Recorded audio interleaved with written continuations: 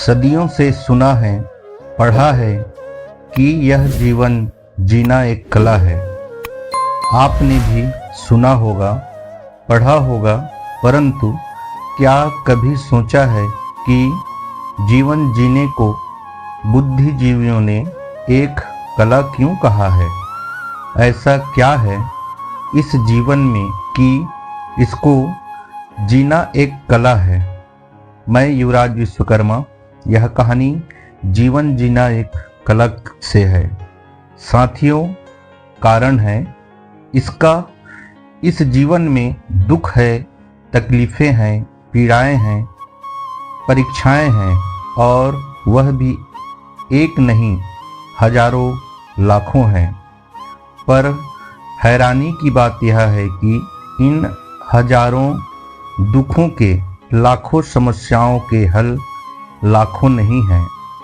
हल सिर्फ एक है, लेकिन वह एक क्या है, कहाँ है, कैसा है, इस एक को समझ लेना, जान लेना और साध लेना ही कला है।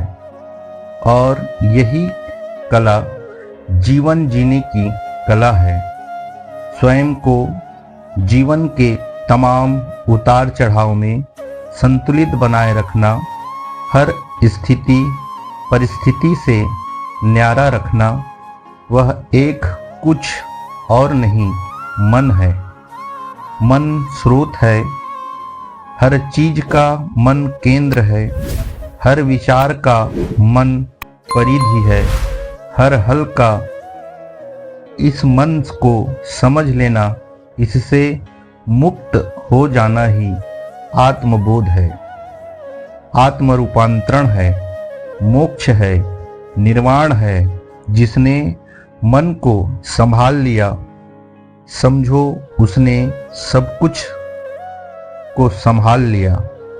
शायद तभी कहा गया है, एक साधे सब सधे, सारा खेल मन का है। जो हमारे सुख दुख आत्मा परमात्मा के बीच झूलता रहता है, भटकता रहता है और हमें भटकाता रहता है। इसके हटते ही समाधान मिल जाता है, समाधि लग जाती है। और यह एक जो सर्वशक्तिशाली एक है, यानी परमात्मा, परम सुख, उस एक में समा जाता है। भले ही यह मन दिखता नहीं है, पर सब कुछ दिखाता है। कहने को हम इंसान को काम इंद्रियों एवं ज्ञान इंद्रियों का मिश्रण कहते हैं, परंतु कोई भी इंद्री बिना मन के काम नहीं करती है। हर इंद्री के पीछे मन है। आँख खुली हो फिर भी संभव है कि हमें कुछ दिखाई ना दे। हम शोर में बैठते हों, कान खुले हों, फिर भी संभव है कि हमें कुछ सुनाई ना दे। यदि मन इस इंद्री के साथ नहीं तो वह इंद्री निष्क्रिय है। मन जहाँ आसान होता है, वह इंद्री स्वतः ही क्रियाशील व जागरूकता हो जाती है। यह मन बहुत चंचल है, इसके साथ सब कुछ संभव है। यह बाहर यानी संसार की ओर भी जा सकता है और अंदर यानी अंतरात्मा की ओर भी जा सकता है। जहाँ इसको आकर्षण लगेगा, यह इस ओर मुड़ जाता है।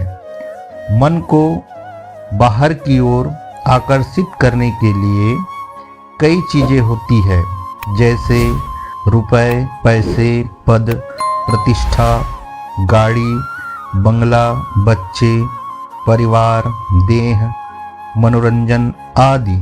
लेकिन मन के भीतर की ओर मात्र एक ही चीज आकर्षित कर सकती है, कोई एक सत्य या कारण ही उसे अंदर की ओर मोड़ सकता है। वह एक ही सब कुछ है, वह एक कारण ही निवारण है। वह एक मिलता ही तब है जब बीच में मन न रह जाए।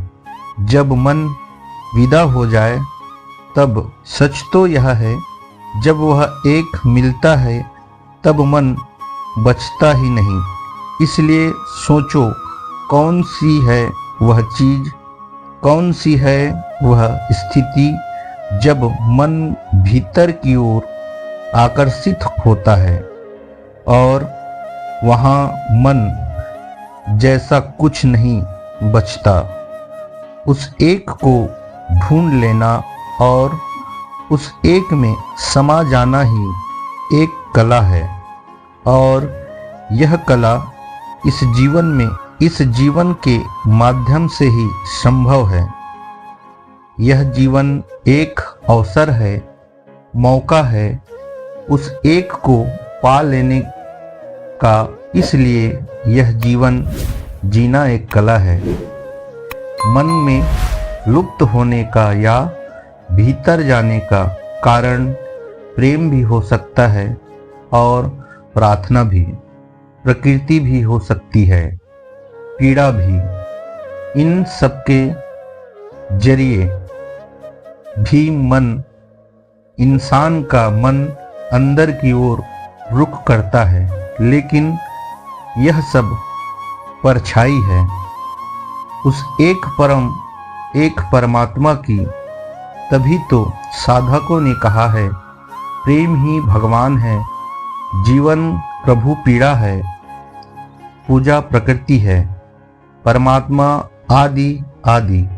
इस शब्दों के जरिए इसे मैंने किया और कई लोगों ने भी समझाया है और समझाएंगे। सुन लेने मात्र से जाना जा सकता है, अनुभव में नहीं लाया जा सकता। इसके लिए जीवन जीना पड़ेगा। स्वयं को जीवन जीने की कला सीखनी होगी। तभी आपको पता चलेगा कि यह जीवन क्या है, इसको जीना एक कला क्यों है और वह एक क्या और कहाँ है, जिसके मिलते ही जीवन परम सुख, परम आनंद में परिवर्तित हो जाता है। इस एक की ओर इशारा भर है, जिसकी ओर रुख करेगा आप जीवन जीने की कला सीख सकते हैं और उस एक को उपलब्ध हो सकते हैं। यह कहानी अच्छी लगी हो तो लाइक, शेयर, सब्सक्राइब करें।